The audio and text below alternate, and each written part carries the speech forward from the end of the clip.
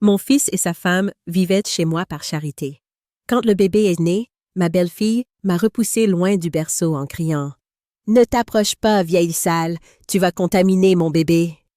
Mon sang s'est glacé. C'est alors que mon mari est entré dans la chambre et a prononcé 5 mots qui les ont fait trembler. J'ai toujours su que la vie pouvait nous surprendre de manière inattendue, mais je n'aurais jamais imaginé qu'à 62 ans, je vivrais l'une des situations les plus délicates de mon existence. Je m'appelle Thérèse Martins, et voici l'histoire de comment une décision prise par compassion maternelle a failli détruire la paix de mon foyer. Tout a commencé il y a environ 6 mois, lorsque mon fils Quentin est apparu à notre porte avec une expression que je connaissais très bien depuis son enfance. C'était celle de quelqu'un qui doit demander quelque chose de difficile, mais ne sait pas comment commencer. Hugo, mon mari depuis 40 ans, arrosait les plantes du jardin quand la voiture de notre fils s'est garée devant notre maison dans le quartier Beauvais. « Maman, je dois parler avec toi et papa » a dit Quentin dès qu'il est entré dans le salon, ses mains nerveuses jouant avec les clés de sa voiture.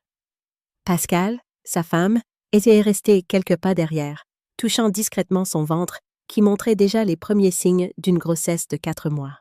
Hugo a laissé le tuyau d'arrosage dans le jardin et nous a rejoints au salon. J'ai proposé du café au lait, comme je le faisais toujours quand nos enfants nous rendaient une visite, mais Quentin a secoué la tête négativement, indiquant que la conversation serait plus sérieuse que je ne l'imaginais. « Que se passe-t-il, mon fils ?» ai-je demandé, m'asseyant sur le canapé à côté de Pascal, qui évitait mon regard. J'avais déjà remarqué une certaine froideur de ma belle-fille ces derniers mois, mais je l'attribuais aux changements hormonaux typiques de la grossesse. Quentin a respiré profondément avant de commencer à expliquer. L'entreprise où il travaillait comme ingénieur civil avait subi une restructuration inattendue, et il faisait partie des employés licenciés. Avec le bébé qui arrivait dans quelques mois, il faisait face à des difficultés financières importantes. « Nous ne pouvons plus payer le loyer de l'appartement », a admis Quentin, baissant les yeux. « Je cherche déjà du travail. J'ai envoyé mon CV à plusieurs entreprises, mais vous savez comme le marché est difficile. » Hugo a croisé les bras, analysant la situation avec cette expression pensive que je connaissais si bien. Après 4 décennies de mariage, je savais exactement ce que mon mari pensait. Notre maison avait 3 chambres, et la chambre d'amis pouvait facilement accueillir le couple temporairement. « Vous pouvez rester ici avec nous le temps qu'il faudra », ai-je proposé avant même que Hugo ne puisse s'exprimer. J'ai vu le soulagement immédiat sur le visage de mon fils, mais j'ai aussi remarqué une expression étrange sur le visage de Pascal. « Thérèse, tu es sûre ?» a demandé Hugo, non pas parce qu'il s'opposait à l'idée, mais parce qu'il voulait s'assurer que j'avais pensé à toutes les implications de cette décision. « Bien sûr que je suis sûre », ai-je répondu avec conviction.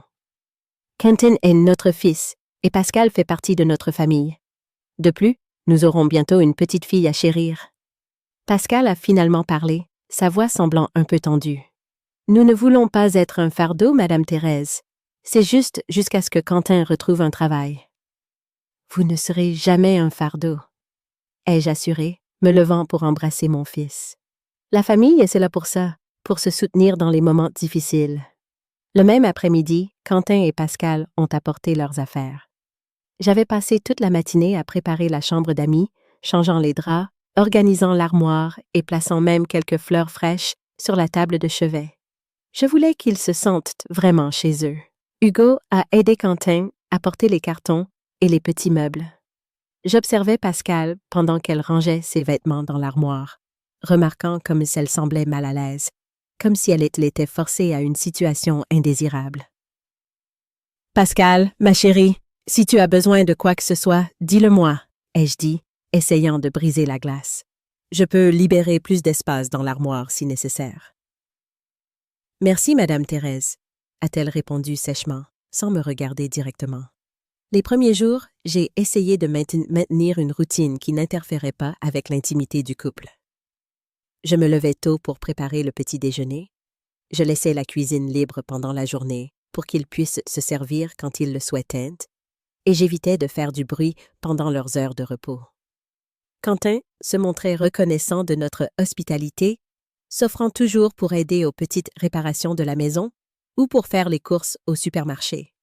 Il passait la majeure partie de la journée à envoyer des CV et à participer à des entretiens en ligne, montrant un véritable engagement à trouver un nouveau poste.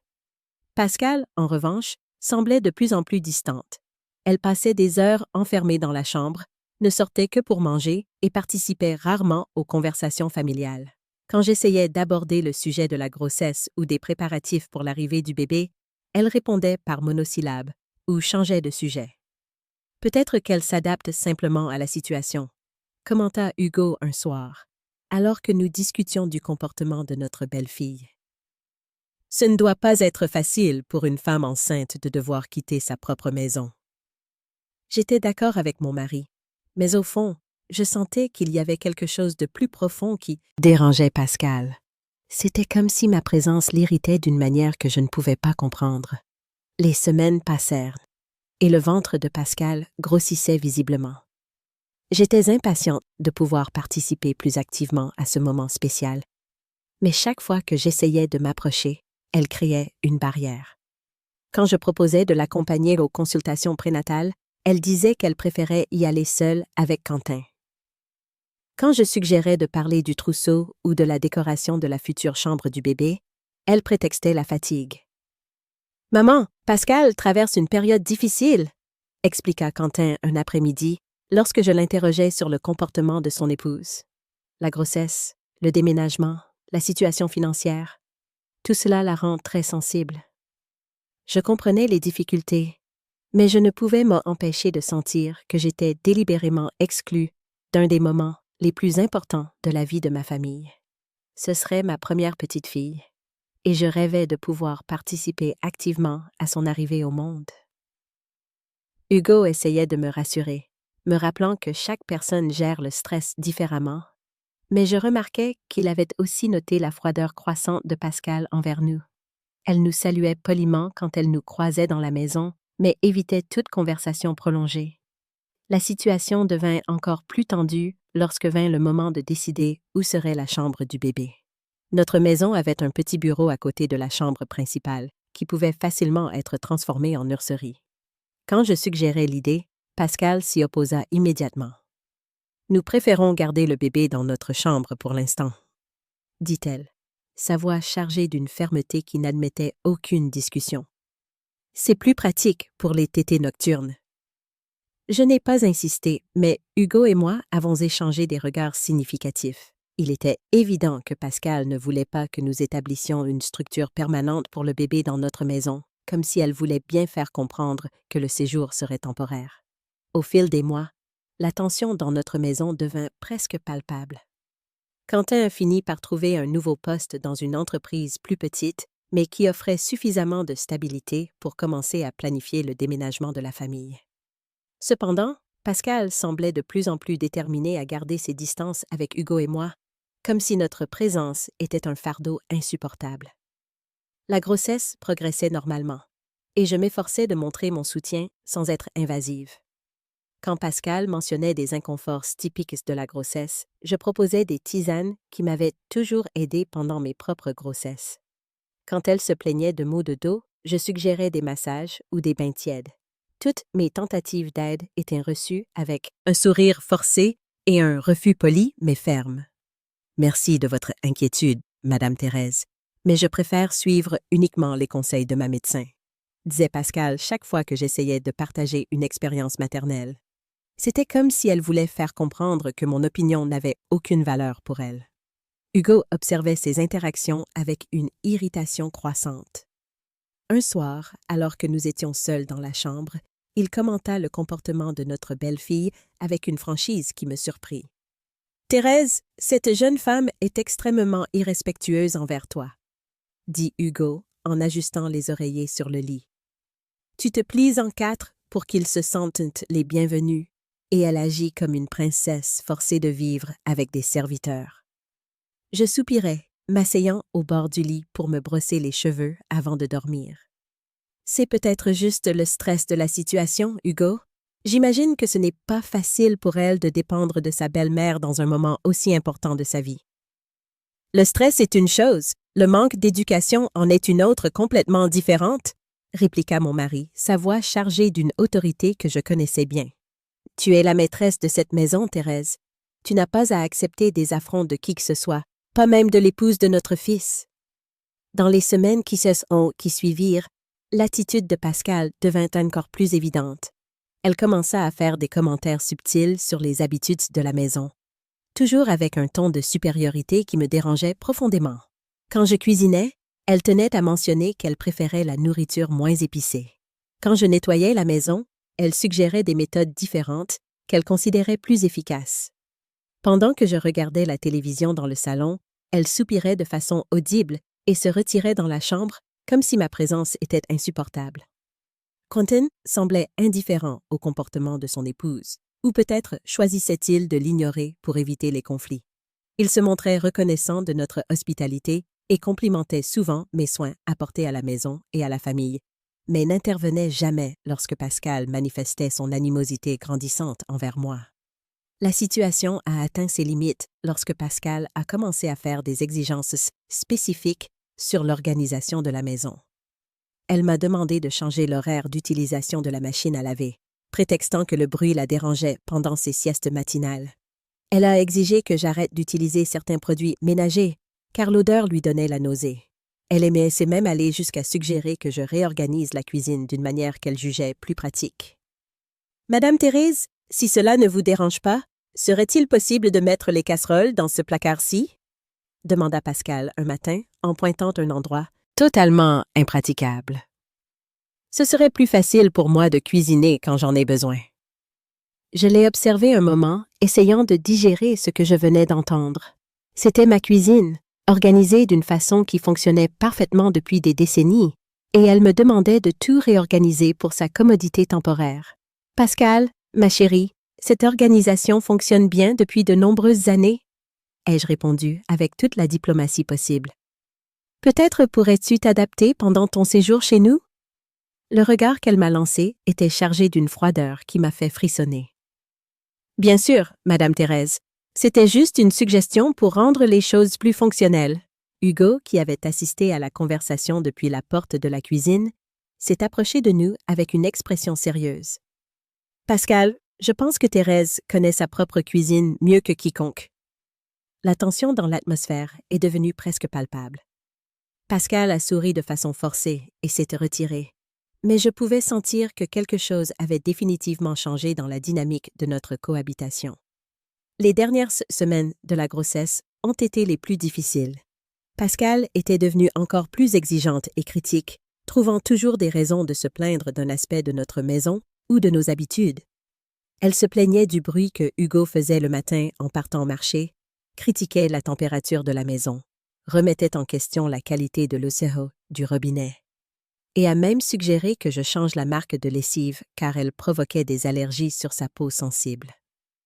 Je m'efforçais de répondre à toutes ces demandes, espérant toujours que les choses s'amélioreraient après la naissance du bébé. Je croyais que la maternité pourrait adoucir le cœur de Pascal et nous permettre de construire une relation plus harmonieuse.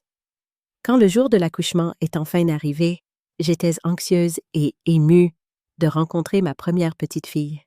Quentin m'a appelée de l'hôpital à 5 heures du matin, sa voix tremblante d'émotion en annonçant qu'il était devenu père d'une belle petite fille en bonne santé. « Maman, elle est parfaite », disait Quentin au téléphone, visiblement ému. « Elle a les yeux de Pascal et le nez de notre famille. J'ai hâte que vous rencontriez Zoé. » Hugo et moi avons passé toute la journée à préparer la maison pour l'arrivée du bébé. J'ai cuisiné des plats spéciaux pour Pascal, organisé la chambre avec encore plus d'attention, et j'ai même acheté des fleurs fraîches pour rendre l'ambiance plus accueillante. Quand Quentin a ramené Pascal et la petite Zoé à la maison, j'étais rayonnante de bonheur. J'allais enfin être grand-mère, enfin pouvoir participer activement à la vie de ma petite fille. J'avais tant rêvé de ce moment, imaginant comment ce serait d'aider aux soins du bébé, de partager des expériences maternelles avec Pascal et de créer des souvenirs précieux avec la nouvelle membre de la famille. Quentin est entré en portant le cosy, suivi par Pascal, qui marchait lentement, se remettant encore de l'accouchement. Je me suis approché le cœur débordant d'amour et d'émotion, impatiente de voir enfin le petit visage de ma petite fille. « Je peux la voir? » ai-je demandé doucement, tendant les mains vers le cosy. C'est à ce moment-là que tout a changé drastiquement. Pascal s'est positionné entre moi et le cosy, ses yeux brillants d'une fureur que je n'avais jamais vue auparavant. Elle m'a poussé violemment, me faisant trébucher et reculer de quelques pas. « Ne vous approchez pas, vieille sale. Vous allez contaminer mon bébé? » a crié Pascal, sa voix résonnante dans la maison avec une violence qui m'a complètement choquée. Mon sang s'est glacé instantanément. Je suis restée paralysée, incapable de traiter complètement ce qui venait de se passer. Les mots de Pascal résonnaient dans mon esprit comme une sirène assourdissante, chaque syllabe chargée d'un venin qui semblait ronger mon âme. Quentin regardait alternativement Pascal et moi, visiblement confus et gêné par l'explosion de son épouse. Je pouvais voir dans ses yeux qu'il ne savait pas comment réagir à la situation, partagée entre l'amour pour sa mère et la loyauté envers sa femme. « Pascal, s'il te plaît, calme-toi », essaya Quentin d'une voix hésitante. « Ma mère voulait juste rencontrer Zoé. »« Je ne permettrai pas à cette femme de s'approcher de ma fille, » déclara Pascal, serrant le cosy contre sa poitrine comme si j'étais une menace mortelle. « Elle est vieille, sale et peut transmettre des maladies au bébé. » Je me suis sentie comme si j'avais reçu un coup de poing dans l'estomac. Les larmes ont commencé à monter à mes yeux, mais je luttais pour les retenir. Jamais, en 62 ans de vie, personne ne m'avait traité avec une telle cruauté et un tel mépris. C'est alors que mon mari est entré dans la chambre. Hugo est entré dans la pièce à ce moment précis, ses pas fermes résonnant dans le couloir avant même que sa présence ne se fasse connaître. Il venait de rentrer du travail et, au son des voix altérées, il avait immédiatement compris que quelque chose n'allait pas. Mon mari avait cette capacité d'évaluer les situations tendues d'un seul regard, une compétence développée pendant ses nombreuses années en tant que superviseur dans une grande entreprise. J'étais encore paralysée par les paroles cruelles de Pascal, sentant comme si le sol s'était dérobé sous mes pieds. Je n'avais jamais été traitée avec un tel mépris, particulièrement dans ma propre maison. Les larmes que je luttais pour contenir commencèrent à couler sur mon visage, chacune portant des années de dévouement et d'amour qui semblaient avoir été jetées aux ordures par cette jeune arrogante. Hugo observa la scène pendant quelques secondes, ses yeux passant de moi à Pascal, puis à Quentin, qui restait immobile comme une statue. Mon mari avait une expression que je connaissais très bien, celle qu'il utilisait au travail quand il devait résoudre des conflits sérieux entre employés. C'était un mélange d'autorité et de froideur calculée que peu osaient défier. « Que se passe-t-il ici ?» demanda Hugo, sa voix maîtrisée mais chargée d'une tension évidente. Il se positionna à mes côtés, posant une main protectrice sur mon épaule. Pascal releva le menton avec défiance, tenant toujours le cosy contre sa poitrine comme un bouclier. « Je protège ma fille de la contamination, » déclara-t-elle, sa voix pleine de venin. « Je ne permettrai pas que des gens sales et vieux s'approchent de Zoé. » Je sentis Hugo se raidir à mes côtés. Ses doigts serrèrent légèrement mon épaule, non pas douloureusement, mais d'une façon qui me transmettait force et soutien. Mon mari n'avait jamais été homme de beaucoup de mots, mais quand il parlait, ses paroles avaient du poids et des conséquences. Quentin sembla enfin sortir de sa transe. « Pascal, tu ne peux pas parler comme ça à ma mère, » dit-il, sa voix hésitante mais avec une note de désapprobation. Elle voulait juste connaître sa petite fille. « Ta mère est une vieillette dégoûtante qui peut transmettre des maladies à notre fille, » répliqua Pascal, sans montrer le moindre regret pour ces paroles horribles. « Je ne vais pas prendre ce risque juste pour épargner les sentiments d'une belle-mère gênante. » C'est alors que je vis Hugo faire un pas en avant, sa posture changeant complètement. Il devint plus grand, plus imposant, irradiant une autorité qui faisait reculer toute personne sensée. Ses yeux se fixèrent sur Pascal avec une intensité qui me fit frissonner, et je savais que mon mari avait atteint sa limite de tolérance. « Pascal, » dit Hugo, prononçant son nom de façon lente et délibérée, « vous venez de commettre une très grave erreur. » La jeune femme cligna des yeux plusieurs fois, visiblement surprise par le changement de ton de la conversation. Elle s'était habituée à me manquer de respect, sans conséquence, comptant toujours sur la passivité de Quentin pour la protéger de tout conflit. Mais Hugo était une force complètement différente, une présence qu'elle n'avait pas encore appris à manipuler ou à intimider. « Je n'ai commis aucune erreur », répondit Pascal, essayant de maintenir la même arrogance, mais je pouvais percevoir une légère hésitation dans sa voix. « Je ne fais que protéger ma fille de… » « Silence, » interrompit Hugo, sa voix tranchant l'air comme une lame affûtée. « Vous allez m'écouter maintenant, et vous allez m'écouter très attentivement. » Quentin fit un pas nerveux vers son père. « Papa, peut-être pourrions-nous parler de cela plus calmement. » Hugo leva une main, faisant taire son fils sans même le regarder. Ses yeux restèrent fixés sur Pascal, qui commençait à montrer les premiers signes de nervosité. Elle serra le cosy contre sa poitrine, comme si la présence de sa fille pouvait la protéger de ce qui allait suivre. « Thérèse, » dit Hugo, regardant toujours Pascal, « est une femme de 62 ans qui a consacré toute sa vie à prendre soin de cette famille. Elle a élevé Quentin avec amour et sacrifice, a travaillé sans relâche pour lui donner toutes les opportunités qu'il a eues dans la vie, et vous a ouvert les portes de cette maison quand vous en aviez le plus besoin. » J'ai senti mon cœur se réchauffer aux paroles de mon mari. Hugo n'était pas un homme qui faisait de grandes démonstrations émotionnelles, mais quand il défendait quelqu'un qu'il aimait, ses paroles avaient le pouvoir de déplacer des montagnes. Pascal essaya d'interrompre. « Je n'ai pas besoin d'entendre. »« Tu vas écouter jusqu'au bout, » dit Hugo, sa voix prenant un ton encore plus autoritaire. Thérèse est l'une des femmes les plus propres, soigneuses et dévouées que j'ai jamais connues. Elle maintient cette maison impeccable, cuisine avec une hygiène exemplaire et a plus d'expérience dans les soins au bébé que tu n'en auras jamais. La jeune femme commença à reculer de quelques pas, clairement intimidée par la présence imposante de mon mari. Quentin observait la scène avec un malaise croissant, partagé entre le respect pour son père et la loyauté envers son épouse.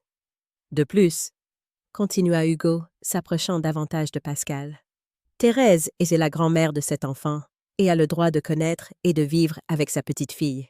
Tu peux ne pas aimer ça, tu peux avoir tes préférences personnelles, mais tu n'as pas le droit de la traiter avec irrespect dans sa propre maison. Pascal essaya de maintenir son attitude défiante, mais je pouvais voir qu'elle commençait à comprendre qu'elle avait gravement sous-estimé la situation. Elle s'était habituée à ma nature pacifique et à la passivité de Quentin, mais Hugo était une force complètement différente.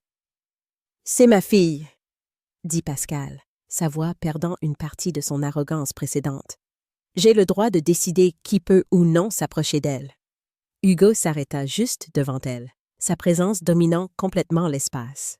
« Tu as des droits en tant que mère, c'est vrai, mais tu as aussi des devoirs en tant que personne décente, et l'un d'eux est de traiter avec respect les personnes qui t'ont accueilli dans un moment difficile. » J'observais la scène avec un mélange de soulagement et d'appréhension. D'un côté, j'étais reconnaissante que Hugo confronte enfin le comportement inacceptable de Pascal. De l'autre, je craignais que la situation n'escalade vers un conflit encore plus grand, affectant potentiellement notre relation avec Quentin et, par conséquent, avec notre petite fille. Quentin essaya d'intervenir à nouveau. « Papa, Pascal traverse un moment difficile post-partum. Peut-être qu'elle ne pense pas clairement. »« Quentin, » dit Hugo, tournant finalement son attention vers son fils, « ta femme n'a pas une crise post-partum. Elle est délibérément cruelle et irrespectueuse envers ta mère depuis des mois. Et tu as permis que cela arrive. » Le silence qui suivit fut assourdissant. Quentin baissa les yeux, clairement gêné par l'observation précise de son père. Pascal regardait de l'un à l'autre, essayant d'évaluer comment elle pourrait reprendre le contrôle de la situation. Hugo tourna son attention vers Pascal. « Maintenant, je vais te dire une chose très claire. C'est la maison de Thérèse et la mienne. Vous êtes ici parce que nous le permettons, parce que nous voulons aider notre famille. Mais cela ne vous donne pas le droit de nous manquer de respect ou de nous traiter comme des domestiques. » Pascal ouvrit la bouche pour protester, mais Hugo continua avant qu'elle ne puisse parler. « Si tu ne peux pas traiter tes Thérèse avec le respect basique qu'elle mérite, Si tu ne peux pas reconnaître la générosité que tu as reçue, alors peut-être qu'il vaut mieux que vous trouviez un autre endroit où habiter. Les paroles de Hugo résonnèrent dans la chambre comme un tonnerre. Quentin pâlit visiblement, comprenant les implications de l'ultimatum de son père. Pascal resta bouche bée, ne s'attendant clairement pas à une réaction aussi ferme et définitive. Je ressentis une vague d'émotions contradictoires. Une partie de moi était soulagée que Hugo établisse enfin des limites claires, mais une autre partie s'inquiétait des conséquences pour notre relation familiale. Je ne voulais pas que notre petite fille grandisse loin de nous, mais je ne pouvais pas non plus continuer à tolérer le traitement dégradant que je recevais. Hugo fit un pas de plus vers Pascal, sa voix baissant vers un ton encore plus sérieux et intimidant. C'était le moment où je savais que mon mari était sur le point de prononcer les paroles qui changeraient complètement la dynamique de notre maison. Hugo observa Pascal avec une intensité qui rendait l'air de la chambre plus dense. Je pouvais sentir la tension monter à chaque seconde, comme si nous étions au centre d'une tempête sur le point d'éclater. Mon mari avait cette expression que je connaissais depuis tant d'années, la même qu'il utilisait quand il devait prendre des décisions difficiles au travail, des décisions qui affecteraient la vie de nombreuses personnes. « Vous partez aujourd'hui », dit Hugo, ses mots tombant comme des marteaux dans le silence de la pièce. L'impact de ces 3 mots fut immédiat et dévastateur. Quentin pâlit tellement que je pensais qu'il allait s'évanouir sur place. Pascal ouvrit et ferma la bouche plusieurs fois, comme un poisson hors de l'océan, clairement incapable de traiter ce qu'elle venait d'entendre. Le cosy trembla dans ses mains, et pendant un moment, j'eus peur qu'elle ne le laisse tomber. « Papa, tu ne peux pas être sérieux, » dit Quentin, sa voix sortant comme un murmure désespéré. « Nous n'avons nulle part où aller avec Zoé si petite. » Hugo maintint sa posture immobile, les yeux toujours fixés sur Pascal. « Vous auriez dû y penser avant de manquer de respect à ceux qui vous ont accueillis, » répondit-il, chaque mot prononcé avec une froideur calculée qui me fit frissonner. J'observais la scène, le cœur brisé. D'un côté, j'éprouvais un immense soulagement que Hugo établisse enfin des limites claires. De l'autre, l'idée de voir ma petite fille emmenée loin me déchirait de l'intérieur. Mais je savais que mon mari avait raison. Nous ne pouvions plus tolérer ce traitement dégradant dans notre propre maison. Pascal retrouva enfin sa voix, bien que tremblante et très différente du ton arrogant qu'elle avait utilisé quelques minutes auparavant. « Monsieur Hugo, nous nous sommes peut-être un peu emportés, » dit-elle, essayant un sourire qui n'atteignit pas ses yeux. « Nous pouvons en discuter comme des adultes civilisés. » « Les adultes civilisés ne traitent pas les personnes âgées comme des ordures, » répliqua Hugo, faisant un pas vers elle. « Les adultes civilisés n'humilient pas ceux qui les aident, et les adultes civilisés ne crient certainement pas des mots comme « vieille sale » à des personnes qui ont ouvert leur maison et leur cœur. Je sentis des larmes fraîches couler sur mon visage en entendant Hugo répéter les mots cruels que Pascal m'avait adressés. C'était comme si chaque syllabe était un coup de poignard, me rappelant la douleur et l'humiliation que j'avais ressenties quelques minutes plus tôt. Quentin s'approcha de son père, ses mains tremblant visiblement. « Papa, s'il te plaît, pense à Zoé. Elle était ta petite fille. Tu ne peux pas nous mettre à la rue avec un bébé nouveau-né. »« Zoé est effectivement ma petite fille, » dit Hugo, sa voix prenant une note de tristesse que j'entendais rarement. Et c'est précisément pour cela que je ne peux pas permettre qu'elle grandisse en voyant sa mère traiter ses grands-parents avec une telle cruauté. Quel exemple pensez-vous lui donner? Pascal tenta de se ressaisir, redressant les épaules et relevant le menton à nouveau. « Nous pouvons trouver une solution, » dit-elle, mais sa voix n'avait plus l'assurance d'avant. « Peut-être pouvons-nous établir quelques règles de cohabitation. » « Les règles étaient déjà établies, » répondit Hugo fermement. « Respect mutuel, gratitude et civilité basique.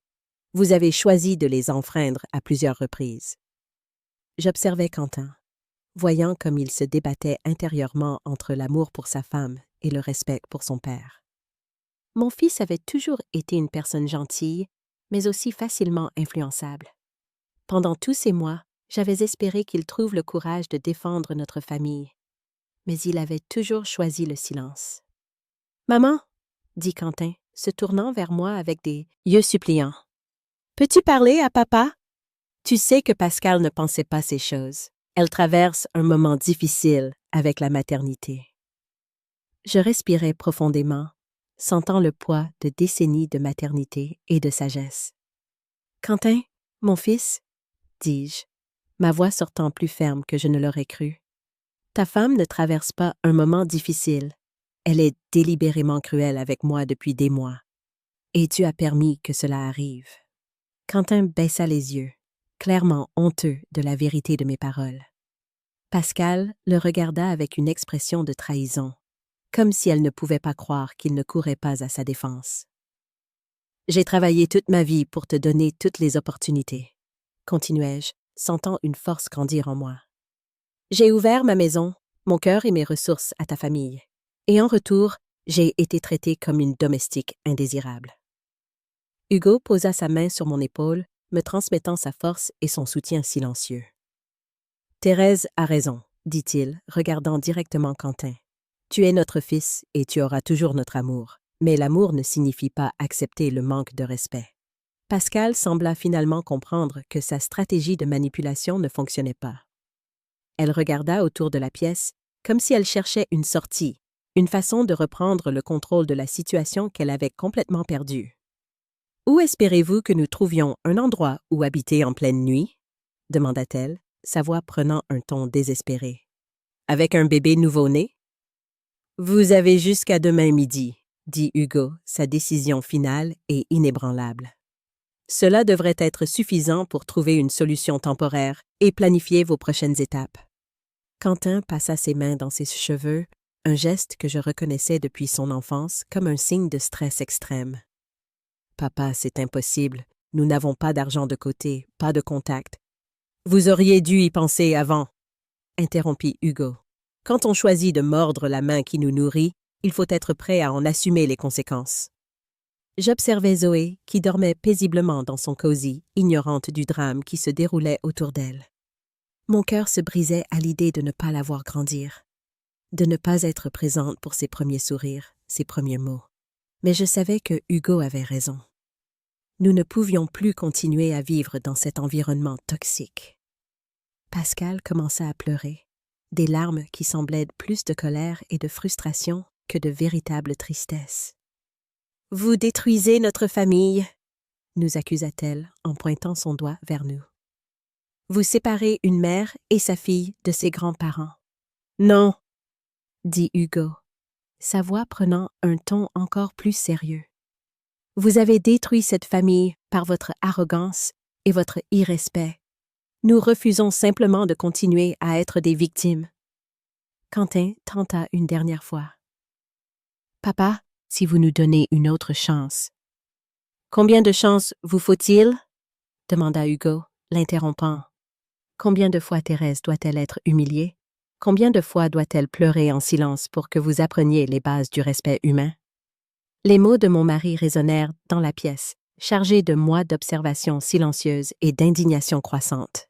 Je savais que Hugo avait atteint ses limites bien avant moi, mais il avait respecté ma nature pacifique jusqu'à ce que la situation devienne absolument insupportable. Pascal essuya ses larmes avec colère, son masque de vulnérabilité tombant rapidement. « Très bien, » dit-elle, sa voix retrouvant son ton provocateur. « Nous partirons, mais n'espérez plus jamais revoir Zoé. Vous avez perdu le droit d'être grands-parents. »« Pascal !» s'exclama Quentin, choqué par la menace de son épouse. « Non, Quentin, » dit-elle, se tournant vers lui avec fureur. « Ils veulent nous jeter à la rue? Alors qu'ils en assument les conséquences, ils ne reverront jamais notre fille. » Hugo fit un pas vers Pascal, sa présence devenant encore plus intimidante. « Jeune femme, » dit-il, d'une voix basse et dangereuse, « vous venez de commettre une autre grave erreur. Menacer d'empêcher des grands-parents de voir leur petite-fille est une question juridique, pas seulement familiale. » Pascal pâlit légèrement, ne s'attendant visiblement pas à ce que Hugo connaisse ses droits légaux de grand-père. Quentin regardait l'un et l'autre, semblant complètement perdu au milieu du conflit. « Vous avez jusqu'à midi demain, » répéta Hugo, sa décision finale. « Et je vous suggère d'utiliser ce temps pour réfléchir aux choix que vous avez faits et aux conséquences auxquelles vous devrez faire face. » Le silence qui suivit était lourd et chargé de tension. Je n'entendais que les battements de mon propre cœur et la douce respiration de Zoé. La réalité de la situation commençait à s'installer pour nous tous, et je savais que notre famille ne serait plus jamais la même. J'observais Quentin se débattre avec la réalité de la situation, ses yeux allant de Hugo à Pascal, puis à la petite Zoé qui dormait paisiblement. La tension dans la pièce était presque suffocante, et je pouvais sentir le poids de décennies de relations familiales être mise à l'épreuve dans ce moment crucial. « Pascal, tu ne peux pas être sérieuse à propos d'empêcher qu'on voie Zoé, » dit finalement Quentin, sa voix chargée d'une angoisse que je n'avais pas entendue depuis qu'il était enfant. « Elle est leur petite fille. Ce n'est pas juste. » Pascal se tourna vers son mari avec une expression d'incrédulité absolue. « Juste ?» répéta-t-elle, sa voix montant d'une octave. « Tu trouves juste qu'ils nous mettent à la rue en pleine nuit avec un bébé nouveau-né? » Hugo maintint sa posture immobile, mais je pouvais voir dans ses yeux la détermination qui l'avait guidé à travers tant de décisions difficiles au fil des années. « Quentin, » dit mon mari, sa voix prenant un ton plus doux en s'adressant à son fils. « Tu es un homme adulte avec ta propre famille. Il est temps d'assumer la responsabilité de tes choix et des choix de ton épouse. » Je ressentis une douleur dans la poitrine en voyant mon fils si perdu et confus. Pendant tous ces mois, j'avais espéré que Quentin trouve le courage de prendre position, de protéger sa famille nucléaire sans manquer de respect à la famille qu'il avait élevée. Mais il avait toujours choisi la voie la plus facile, permettant à Pascal de dicter les règles de la cohabitation. « Maman » dit Quentin, s'approchant de moi d'un pas hésitant. « Tu sais que je n'ai jamais voulu en arriver là. Tu sais que je t'aime et te respecte. » Je regardais mon fils, voyant en lui les traits du garçon gentil que j'avais élevé, mais reconnaissant aussi l'homme qu'il était devenu, quelqu'un qui avait permis à son épouse de me traiter comme une intruse dans ma propre maison. « Quentin, » répondis-je, ma voix sortant plus ferme que je ne l'aurais cru. « L'amour et le respect se démontrent par des actes, pas seulement par des mots. » Pascal laissa échapper un son d'exaspération, secouant vigoureusement la tête. « Je n'arrive pas à croire que vous nous faites ça, » dit-elle, sa voix prenant un ton dramatique. « Nous sommes une famille. Les familles se soutiennent. Elles ne se détruisent pas. » Hugo fit un pas vers elle, sa présence devenant encore plus imposante. « Exactement, Pascal, » dit-il, en prononçant son nom avec une précision tranchante. « Les familles se soutiennent. Les familles se respectent, les façons. Les familles n'humilient pas leurs aînés. » J'observais l'interaction entre mon mari et ma belle-fille, voyant comment elle essayait de maintenir sa posture de défi, même quand il était évident qu'elle perdait rapidement du terrain. Hugo avait cette capacité naturelle d'intimider sans avoir besoin d'élever la voix ou de faire des gestes menaçants.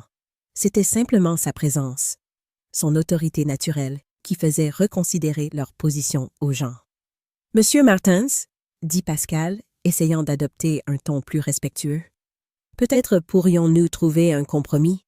Peut-être pourrions-nous établir des règles de vie claires qui fonctionnent pour tous. » Hugo la regarda longuement avant de répondre. « Les règles ont toujours été claires, Pascal, » dit-il. « Respect mutuel, gratitude et civilité élémentaire. Vous avez choisi de les ignorer à maintes reprises. » Quentin passa ses mains sur son visage, un geste que je reconnaissais comme un signe d'extrême stress depuis son adolescence. « Papa, s'il te plaît, » dit-il, sa voix sortant presque comme un murmure. « Ne pouvons-nous pas résoudre cela d'une manière qui convienne à tous? Zoé a besoin de ses grands-parents dans sa vie. » Je sentis des larmes fraîches commencer à se former dans mes yeux en entendant Quentin mentionner Zoé. L'idée de ne pas voir ma petite fille grandir, de ne pas être présente pour ses premiers sourires, ses premiers mots était presque insupportable. Mais je savais aussi que nous ne pouvions pas continuer à vivre dans cet environnement toxique, où j'étais traitée comme une domestique indésirable dans ma propre maison. Zoé sera toujours la bienvenue ici, dit Hugo, sa voix prenant une note de tendresse en mentionnant sa petite fille. Mais elle doit être accompagnée de parents qui montrent du respect et de la gratitude envers les personnes qui les ont accueillis dans les moments difficiles. Pascal croisa les bras, son expression se durcissant à nouveau. « Et si nous refusons de partir ?» demanda-t-elle, son ton de défi revenant. « Cette maison n'est-elle pas aussi la nôtre? N'avons-nous pas des droits, ici? » Hugo sourit, mais ce n'était pas un sourire chaleureux. C'était le genre de sourire qu'il utilisait quand quelqu'un avait gravement sous-estimé sa détermination. « Cette maison est à mon nom et à celui de Thérèse, » dit-il, sa voix prenant un ton presque dangereux. « Vous êtes nos invités, et les invités qui ne respectent pas leurs hôtes peuvent être invités à partir. » J'observais Quentin pendant qu'il assimilait les paroles de son père, voyant comment la réalité de la situation commençait enfin à s'installer dans son esprit. Mon fils avait toujours été une personne gentille, mais aussi naïve à bien des égards, particulièrement en ce qui concernait les dynamiques familiales complexes. « Pascal, » dit Quentin, se tournant vers sa femme avec une expression suppliante. « Peut-être devrions-nous admettre que nous avons fait des erreurs? Peut-être devrions-nous nous excuser sincèrement et essayer de reconstruire notre relation avec mes parents. » Pascal regarda son mari comme s'il avait suggéré quelque chose d'absurde. « M'excuser ?» répéta-t-elle, sa voix montant à nouveau. « Je n'ai rien fait de mal. J'ai simplement défendu ma famille et ma fille. » Hugo fit un pas vers Pascal, sa présence devenant encore plus intimidante. Défendre sa famille n'inclut pas humilier et manquer de respect aux personnes qui vous ont ouvert leurs portes, dit-il, chaque mot chargé d'années d'observation silencieuse et d'indignation croissante. Je pouvais voir que Pascal commençait à réaliser que sa stratégie habituelle de manipulation et de confrontation ne fonctionnait pas avec Hugo. Mon mari avait une façon unique de gérer les personnes difficiles, une combinaison de fermeté et d'autorité qui produisait rarement des échecs. « Écoutez, » dit Pascal, essayant une fois de plus d'adopter un ton conciliant, « nous traversons tous une période d'adaptation. Avoir un bébé à la maison change tout. Peut-être avons-nous tous réagi de manière excessive. » Hugo secoua lentement la tête. « Non, Pascal, » dit-il, « vous n'avez pas réagi de manière excessive. Vous avez délibérément choisi de traiter Thérèse comme si elle était une intruse dans sa propre maison. Ce n'était pas une réaction, c'était un choix conscient et répété. » Quentin essaya une fois de plus. « Papa, si vous nous donnez une autre chance, je promets que les choses seront différentes. Je m'assurerai que Pascal comprenne l'importance de maintenir le respect dans notre maison. » Pascal se tourna vers Quentin avec une expression de trahison. « Tu t'assureras ?» répéta-t-elle, sa voix chargée d'indignation. « Comme si j'étais une enfant qui a besoin d'être contrôlée. » J'observais la dynamique entre Quentin et Pascal, voyant comment des années de schémas relationnels dysfonctionnels étaient exposés sous la pression de la situation. C'était douloureux de voir mon fils si perdu au milieu du conflit, essayant de plaire à tout le monde sans parvenir à prendre une position claire. Hugo regarda Quentin avec une expression qui mêlait déception et compréhension. « Quentin ?» dit-il, sa voix prenant ce ton paternel que je connaissais bien. « Tu es mon fils et je t'aime inconditionnellement. Mais l'amour ne signifie pas accepter l'irrespect, ni permettre que ta femme traite ta mère comme une moins que rien. » Les paroles de Hugo résonnèrent dans la pièce, chargées de mois d'observation silencieuse et de douleur contenue. Je savais que mon mari avait atteint ses limites bien avant moi, mais il avait respecté ma nature pacifique jusqu'à ce que la situation devienne absolument insupportable. Zoé commença à bouger légèrement dans son cosy, émettant de petits sons indiquant qu'elle allait bientôt se réveiller. Pascal se tourna immédiatement vers sa fille, son expression s'adoucissant instantanément à la vue du bébé. « Elle va bientôt se réveiller ?» dit Pascal, sa voix devenant plus douce. « Elle aura besoin d'être nourrie. » Hugo regarda Zoé un moment, et je pus voir la tendresse dans ses yeux en observant sa petite fille. Il était évident que la décision d'expulser Quentin et Pascal n'avait pas été prise à la légère, surtout sachant que cela signifiait se séparer temporairement de sa petite fille. « Zoé sera toujours la bienvenue ici », répéta Hugo, sa voix retrouvant cette note de tendresse. Mais elle doit être accompagnée de parents qui auront appris la valeur du respect et de la gratitude. Pascal prit le cosy et se leva, tenant Zoé contre sa poitrine de manière protectrice. « Très bien, » dit-elle, sa voix prenant un ton de détermination glaciale. « Si c'est ce que vous voulez, alors c'est ce qui sera, mais n'espérez pas que ce soit facile pour qui que ce soit. » Quentin regarda Pascal puis Hugo, et enfin moi, son expression montrant clairement le conflit interne qu'il vivait. Je pouvais voir que mon fils commençait enfin à comprendre les conséquences de ses choix, ou plutôt de son absence de choix au cours des derniers mois. « Pascal, » dit Quentin, sa voix chargée d'une urgence désespérée. « Peut-être devrions-nous vraiment essayer de résoudre cela différemment. Peut-être devrions-nous écouter ce que mes parents ont à dire. » Pascal regarda son mari avec une expression d'incrédulité totale. « Maintenant tu veux écouter tes parents ?» demanda-t-elle, sa voix chargée d'un sarcasme amer. « Après qu'ils nous aient humiliés et chassés de la maison ?» Hugo fit un pas de plus vers Pascal, sa voix baissant vers un ton encore plus sérieux et intimidant. « Personne ne vous a humilié, Pascal, » dit-il, chaque mot prononcé avec une précision tranchante. Vous vous êtes humilié par votre propre comportement. Nous refusons simplement de continuer à être des victimes. J'observais Hugo maintenir sa position intimidante, tandis que les mots résonnaient dans la pièce avec une force presque physique. Pascal serrait Zoé plus fort contre sa poitrine, comme si ma petite fille c'était un bouclier protecteur contre l'autorité implacable de mon mari. Quentin restait entre nous, visiblement partagé entre la loyauté envers sa femme et le respect pour les parents qu'il avait élevés et soutenus dans les moments difficiles. « Vous avez jusqu'à la fin de la semaine pour trouver un endroit, » dit Hugo, sa voix prenant un ton définitif qui ne laissait aucune place à la négociation. « Cela vous donne suffisamment de temps pour vous organiser convenablement. » Pascal laissa échapper un rire amer, secouant la tête avec incrédulité. « Une semaine ?» répéta-t-elle, sa voix prenant ce ton dramatique que j'avais appris à reconnaître comme le prélude à l'une de ses performances. « Une semaine pour trouver un endroit où vivre avec un nouveau-né, vous n'avez vraiment pas de cœur. » Hugo ne bougea pas, mais je pouvais sentir l'intensité de sa détermination irradier dans la pièce. « Vous avez eu des mois pour démontrer de la gratitude et du respect ?» répondit mon mari, sa voix gardant ce calme intimidant. « Vous avez choisi d'utiliser ce temps pour humilier et manquer de respect à la femme. Et de respect à la femme qui vous a accueilli.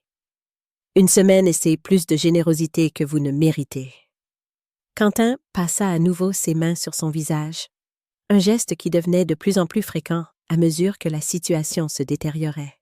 « Papa, s'il te plaît, » dit mon fils, sa voix chargée d'un désespoir qui me brisait le cœur. « N'y a-t-il pas un moyen de résoudre cela sans en arriver à cette extrémité? » Je regardais Quentin, voyant en lui le garçon que j'avais élevé pour être gentil et respectueux, mais reconnaissant aussi l'homme qui avait permis à sa femme de me traiter comme une intruse dans ma propre maison. « Quentin, » dis-je, ma voix sortant plus ferme que je ne l'aurais cru, « tu as eu de nombreuses occasions d'intervenir quand ta femme me manquait de respect. Tu as choisi de rester silencieux. » Pascal se tourna vers moi avec une expression d'indignation renouvelée. « Je ne vous ai jamais manqué de respect, » dit-elle, sa voix montant d'une octave. « J'ai simplement défendu ma famille et établi des limites saines. » Hugo fit un pas vers Pascal, sa présence devenant encore plus imposante. « Des limites saines ?» répéta-t-il, sa voix chargée d'une ironie mordante. « C'est comme ça que tu appelles le fait d'éloigner Thérèse du berceau de sa propre petite fille? » Je sentis mon cœur s'accélérer en entendant Hugo mentionner ce moment dévastateur. Le souvenir était encore vif dans mon esprit, la douleur et l'humiliation que j'ai ressenties quand Pascal m'a brutalement éloignée de Zoé, criant des mots qui résonnaient encore dans mes oreilles comme une plaie ouverte. Pascal se raidit visiblement, ses yeux se plissant tandis qu'elle regardait Hugo. Je protégeais ma fille, dit-elle, sa voix prenant un ton défensif. N'importe quelle mère aurait fait la même chose. N'importe quelle mère protégerait son enfant, acquiesça Hugo, sa voix gardant ce calme dangereux. Mais peu de mères seraient aussi cruelles et irrespectueuses envers la grand-mère de l'enfant, particulièrement une grand-mère qui a ouvert sa maison et son cœur pour les accueillir. Quentin essaya une fois de plus de médier la situation. Peut-être avons-nous tous commis des erreurs, dit-il, regardant tour à tour nous et Pascal. Peut-être pouvons-nous en tirer des leçons et avancer d'une manière plus saine.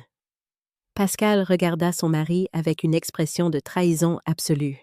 « Des erreurs ?» répéta-t-elle, sa voix chargée d'incrédulité. « Quelles erreurs ai-je commises, Quentin? Protéger notre fille? Établir des limites avec des gens qui veulent contrôler notre vie? » Hugo sourit, mais c'était ce sourire froid que je connaissais bien, le même qu'il utilisait quand quelqu'un avait franchi une ligne irréparable. « Contrôler votre vie? » dit-il, sa voix prenant un ton presque amusé. « Pascal, nous vous avons accueilli dans notre maison quand vous n'aviez nulle part où aller. Nous avons partagé notre nourriture, notre espace, notre intimité. La seule chose que nous avons demandé en retour était un respect élémentaire. » J'observais l'interaction entre mon mari et ma belle-fille, voyant comment Hugo démontait systématiquement chacune des justifications de Pascal. C'était impressionnant de voir comment il parvenait à maintenir son autorité sans avoir besoin de crier ou de faire des gestes dramatiques. Zoé commença à pleurer doucement, ses petits poings s'agitant dans l'air tandis qu'elle remuait dans les bras de sa mère. Pascal dirigea immédiatement son attention vers sa fille, la berçant doucement et émettant des sons apaisants. « Elle a faim, » dit Pascal, sa voix prenant ce ton protecteur qu'elle utilisait toujours quand il s'agissait de Zoé. « Je dois la nourrir. » Hugo regarda sa petite fille un moment, et je pus voir la tendresse dans ses yeux se mêler à la douleur de savoir que notre relation avec elle serait affectée par la décision que nous avions prise. « Allez-y, » dit-il, sa voix s'adoucissant légèrement. « Personne ne vous empêche de prendre soin de votre fille. » Pascal hésita un moment, comme si elle considérait ses options. « Je vais avoir besoin d'utiliser la chambre, » dit-elle finalement, sa voix toujours chargée de tension. « Utilisez la chambre, » répondit Hugo simplement. « C'est encore votre maison pour quelques jours. » Quentin observa sa femme quitter la pièce avec Zoé, ses épaules courbées sous le poids de la situation. Quand nous ne fûmes plus que tous les trois, le silence devint presque oppressant, chargé d'années de relations familiales et d'attentes non satisfaites. « Quentin, » dit Hugo, sa voix prenant un ton plus paternel. « Tu es mon fils et je t'aime inconditionnellement. Mais l'amour ne signifie pas accepter le manque de respect, ni permettre que quelqu'un maltraite ta mère. » Mon fils nous regarda avec une expression de profonde angoisse. « Je sais que Pascal peut être difficile parfois, » dit-il, sa voix sortant presque comme un murmure. « Mais elle traverse beaucoup de stress avec le bébé. Peut-être qu'avec le temps... » « Quentin, » l'interrompis-je, sentant un besoin urgent de faire comprendre à mon fils la réalité de la situation. « Ce n'est pas une question de stress postpartum ou d'adaptation. C'est une question de respect élémentaire et de gratitude.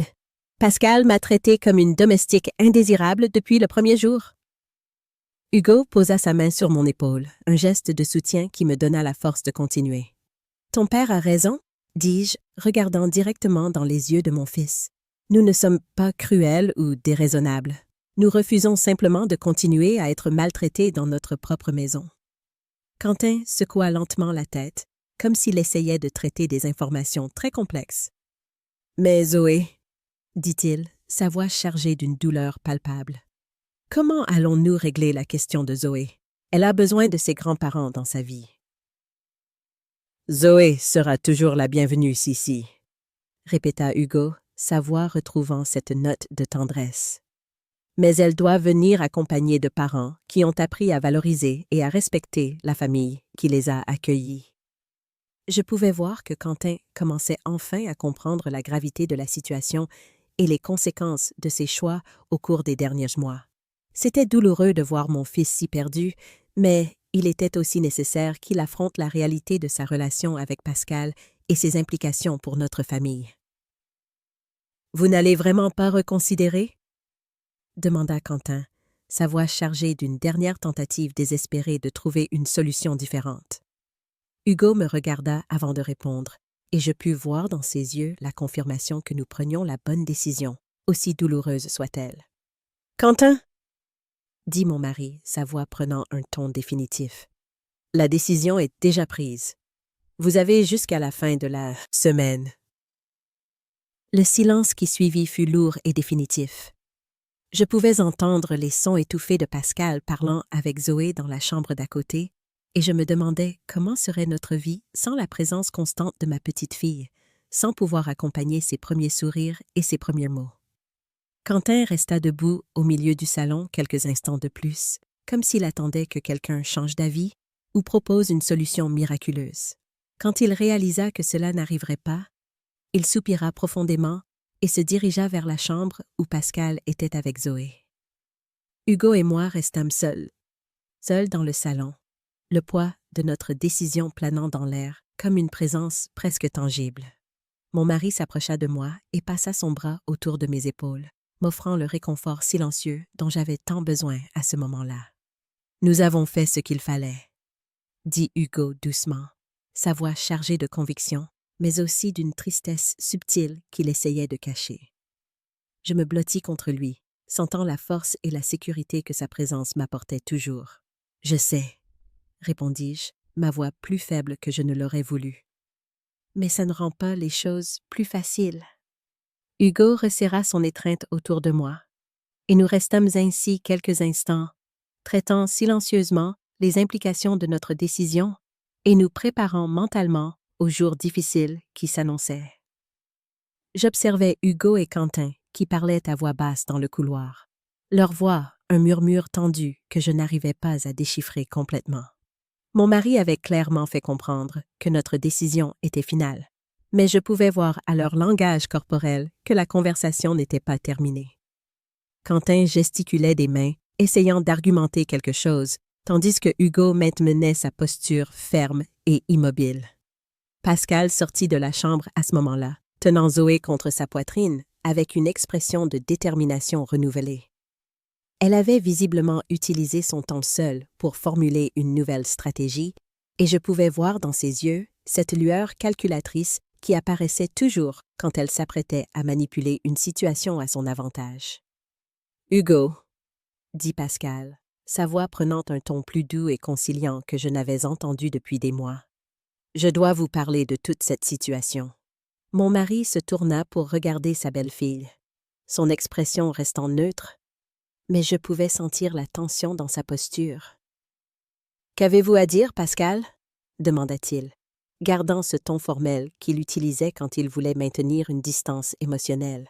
Pascal fit quelques pas en avant, berçant doucement Zoé, tandis qu'elle organisait ses pensées. « Je sais que j'ai peut-être été un peu dure avec Thérèse parfois, » dit-elle, choisissant soigneusement ses mots. « Mais vous devez comprendre que je suis une jeune mère qui protège sa fille. » Hugo croisa les bras, son expression ne montrant aucune disposition à négocier. « Un peu dur ?» répéta-t-il, sa voix chargée d'une ironie sèche. « Pascal, vous avez poussé ma femme loin du berceau de notre propre petite fille. » Je sentis mon cœur s'accélérer en entendant Hugo mentionner à nouveau ce moment dévastateur. Le souvenir était encore si vivace dans mon esprit que je pouvais ressentir à nouveau la douleur physique de la bousculade et le choc émotionnel des paroles cruelles qui avaient ensuivi. Pascal se raidit légèrement, mais maintint son apparente composture calme. « Je protégeais Zoé, » dit-elle, sa voix prenant une note défensive malgré ses efforts pour paraître raisonnable. N'importe quelle mère ferait la même chose quand elle sent que son bébé pourrait être en danger. Quentin s'approcha de sa femme, posant sa main sur son épaule en signe de soutien. « Pascal a raison sur ce point, » dit mon fils, sa voix chargée d'une conviction forcée. Elle ne faisait qu'être une mère protectrice. Hugo regarda Quentin avec une expression qui mélangeait déception et incrédulité. « Quentin, ta mère ne représente aucun danger pour Zoé, dit-il, sa voix prenant un ton plus grave. Thérèse vous a élevé, toi et tes frères. Elle s'est occupée de dizaines de bébés de la famille au fil des ans. La seule chose dangereuse dans cette situation a été le manque de respect de ta femme. Pascal secoua vigoureusement la tête, ses yeux brillants d'une indignation renouvelée. Ce n'est pas une question d'expérience, dit-elle, sa voix montant légèrement malgré ses efforts pour rester calme. C'est une question de limite et de respect des décisions des parents.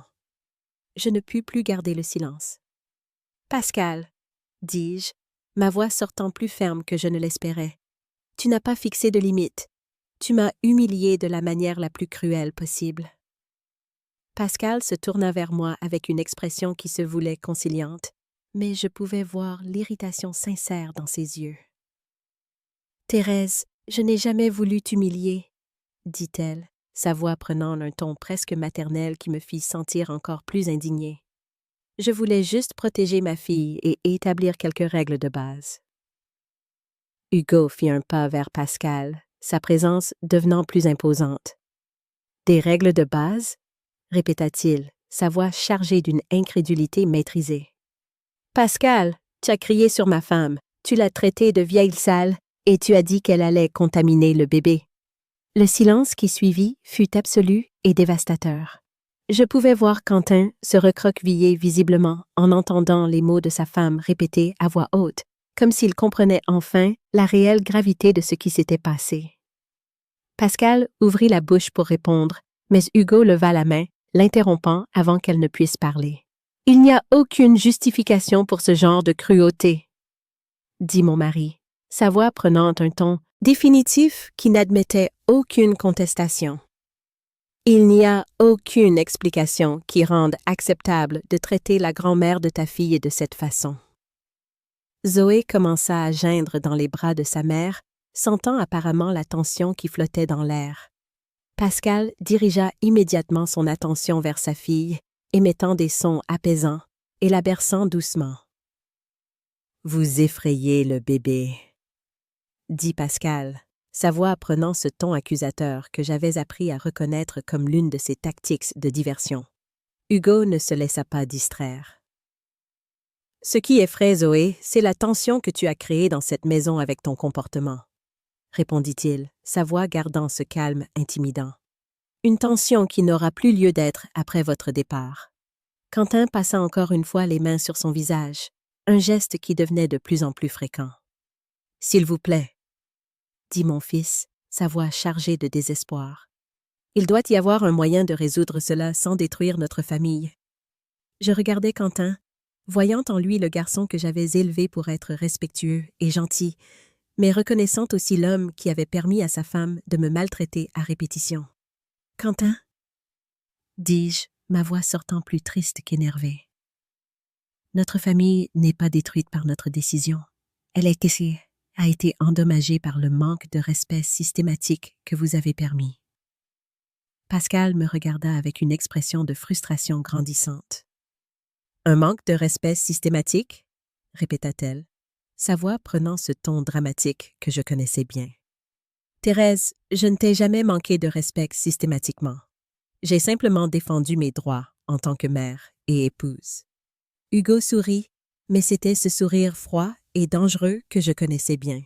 « Tes droits de mère et d'épouse incluent d'humilier et de maltraiter la femme qui vous a ouvert sa maison ?»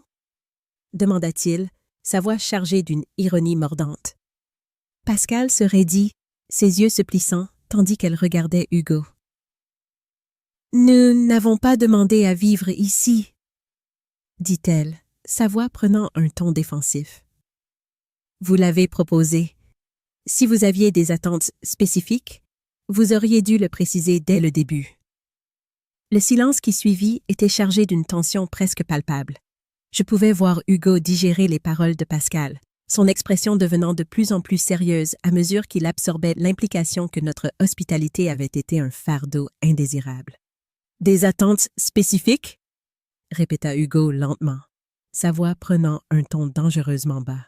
« Pascal, notre seule attente était un respect élémentaire, une gratitude élémentaire, une civilité élémentaire.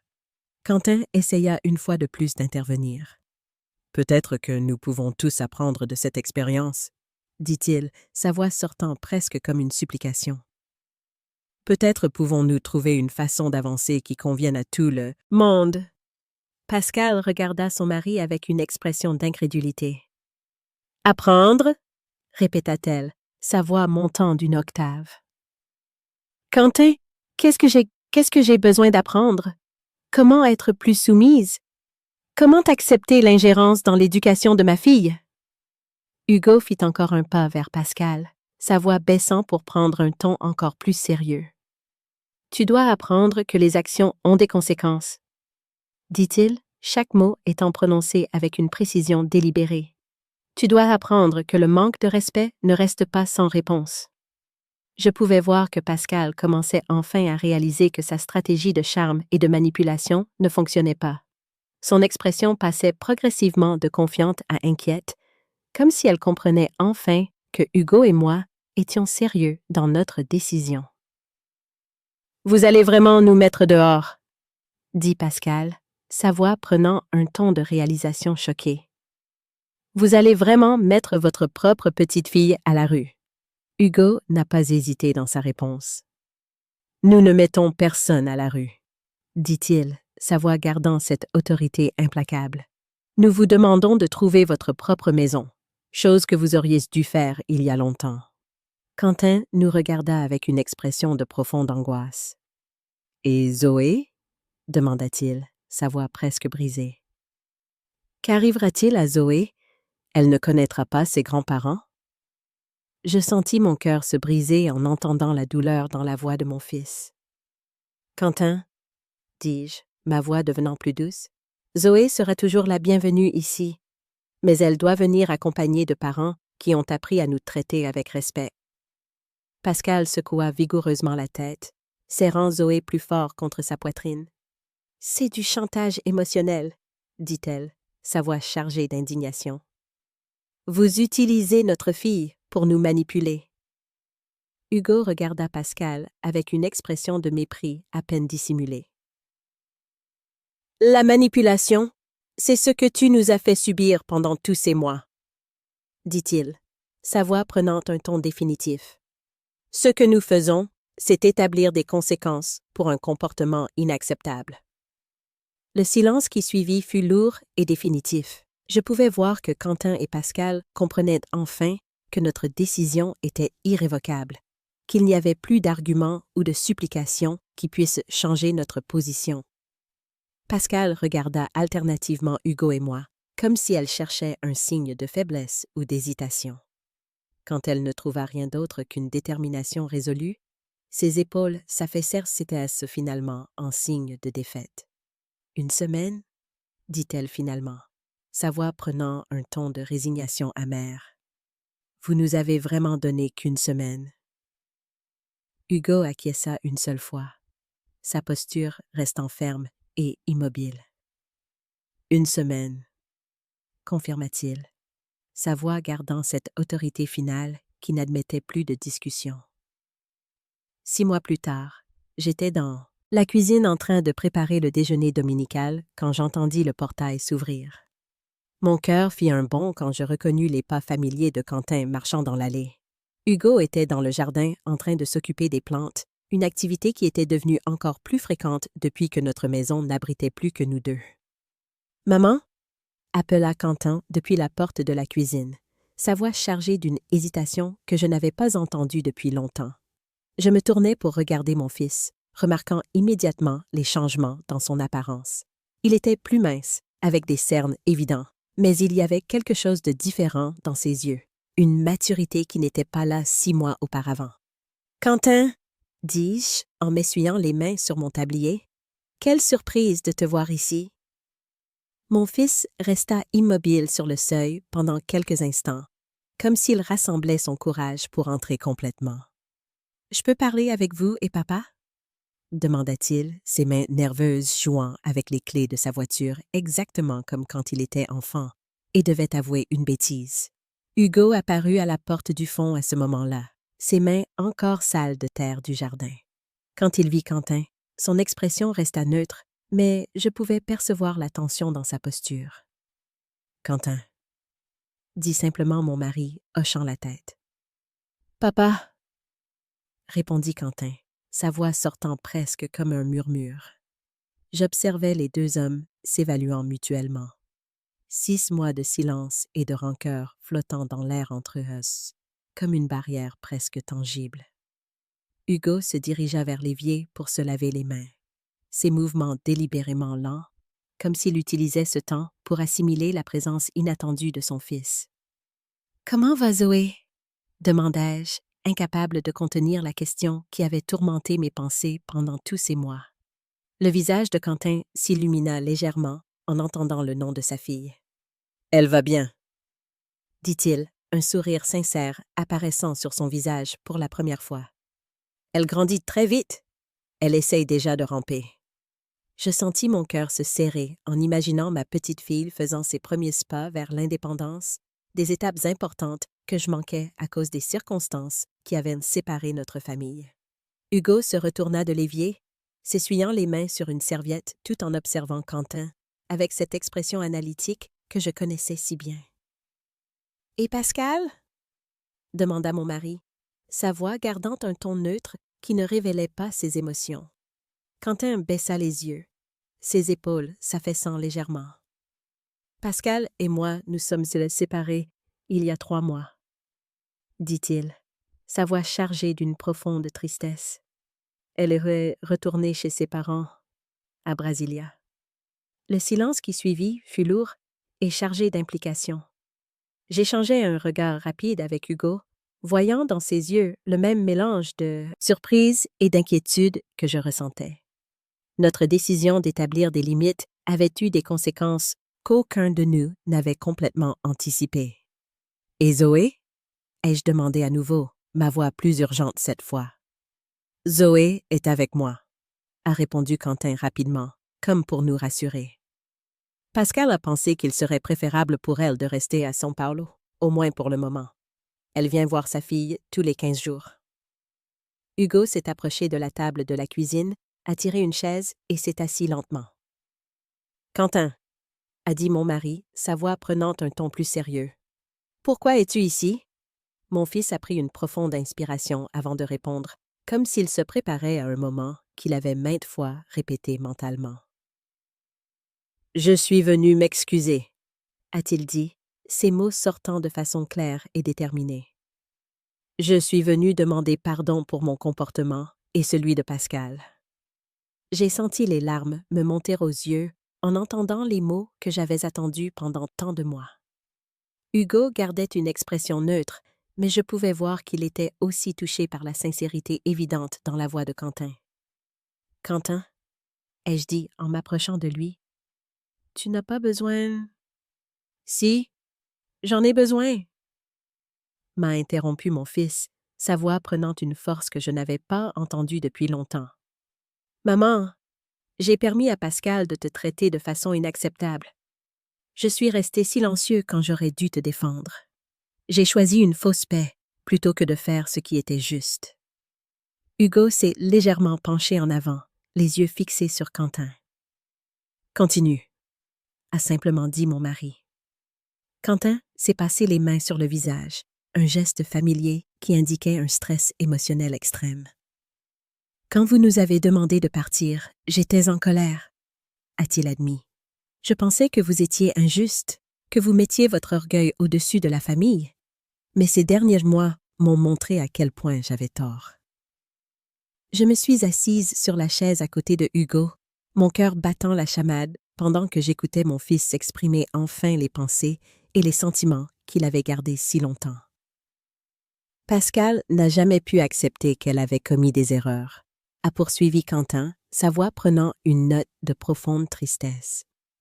Elle trouvait toujours des moyens de justifier son comportement, de blâmer les autres pour les conséquences de ses actions. Quand nous avons déménagé dans un petit appartement et qu'elle a dû s'occuper de Zoé seule la plupart du temps, elle a commencé à réaliser à quel point vous l'aviez aidée. Hugo a croisé les bras, son attitude toujours prudente. « Et qu'est-ce que cela a changé ?» a-t-il demandé. « Tout a changé. » a répondu Quentin avec conviction. Pascal est devenue encore plus irritée et critique, mais maintenant elle dirigeait cette énergie vers moi. Elle me blâmait d'avoir perdu votre soutien, m'accusait de ne pas avoir correctement défendu notre famille. C'est là que j'ai finalement commencé à comprendre son schéma comportemental. J'observais mon fils pendant qu'il parlait, voyant comment l'expérience des derniers mois l'avait forcé à confronter des réalités sur sa relation qu'il avait longtemps évitées. Quand Pascal a décidé de retourner à Brasilia, elle a dit qu'elle ne pouvait plus vivre à São Paulo parce que vous aviez empoisonné la ville pour elle. A continué Quentin, faisant des guillemets, les mains en l'air avec ses doigts.